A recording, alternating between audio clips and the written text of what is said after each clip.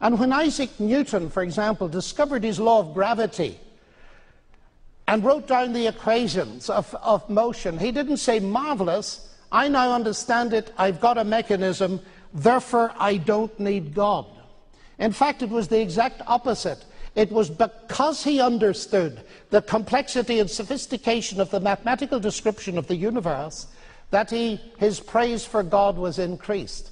And I would like to suggest, Richard, that somewhere down in this you're making a category mistake because you're confusing mechanism with agency. We have a mechanism, it does X, Y, and Z, therefore there's no need for an agent. I would suggest that the sophistication of the mechanism, and science rejoices in finding such mechanisms, is evidence for the sheer wonder of the creative genius of God. Our next thesis is that science supports atheism, not Christianity. And on this thesis, Professor Dawkins, I would like to read two excerpts from your book. The first is on page 67. You are quoting your colleague, the Chicago geneticist Jerry Coyne, with approval, and he writes, to scientists like Dawkins and E.O. Wilson, the celebrated Harvard biologist, the real war is between rationalism and superstition. Science is but one form of rationalism, while religion is the most common form of superstition. Several pages earlier, on page 59, you write, Noma, which is the idea that religion and science do not overlap, non-overlapping magisteria, is popular only because there is no evidence to favor the God hypothesis. Would you care to elaborate? Yes. First, I'd like to respond a little bit to what John said on the previous occasion. I feel happier if we could have a bit more of a dialogue rather than this. When you say faith is rational and evidence-based, I mean, if that were true, it wouldn't need to be faith, would it? I mean, if there were evidence for it, why would you need to call it faith? You'd say just evidence. And when you said that faith in relativity, in Einstein's theory of relativity, is evidence-based, that, of course, it is. But the evidence is all important. I mean, Einstein's predictions fit in with observed fact and with a whole body of theory, whereas we only need to use the word faith when there isn't any evidence. No, not at all. I presume you've got faith in your wife. Is there any evidence for that? Yes, on which you base it? Yes. Plenty of evidence.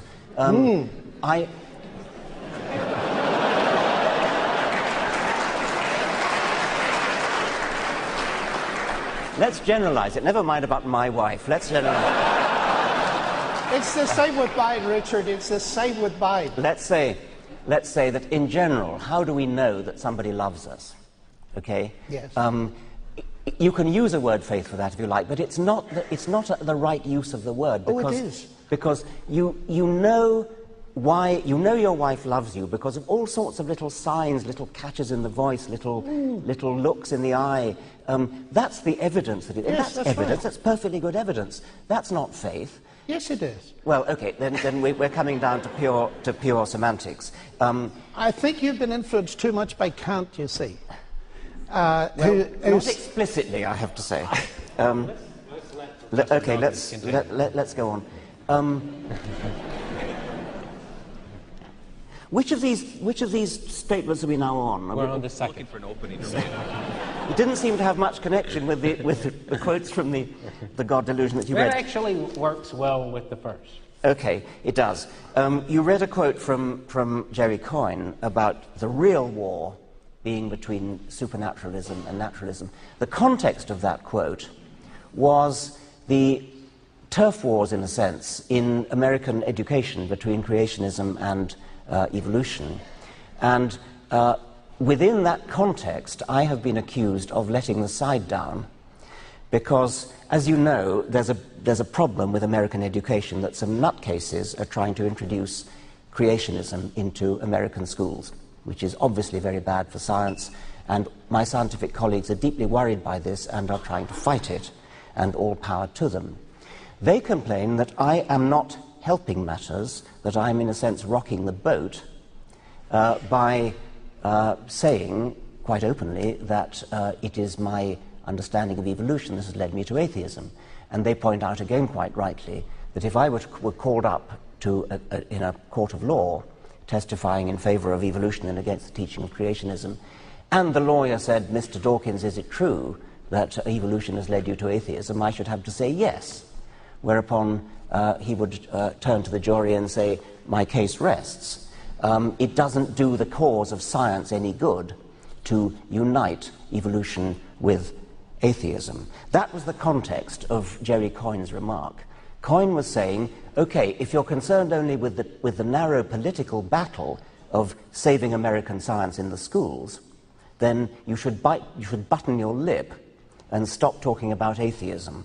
If, on the other hand, you think, as Coyne does, that the real war is between supernaturalism and naturalism, then you would say, well, the battle over evolution and creationism is only a skirmish. The real war is over something rather more profound. That was the context of that. Noma was the second quotation that you read. That's non-overlapping magisteria.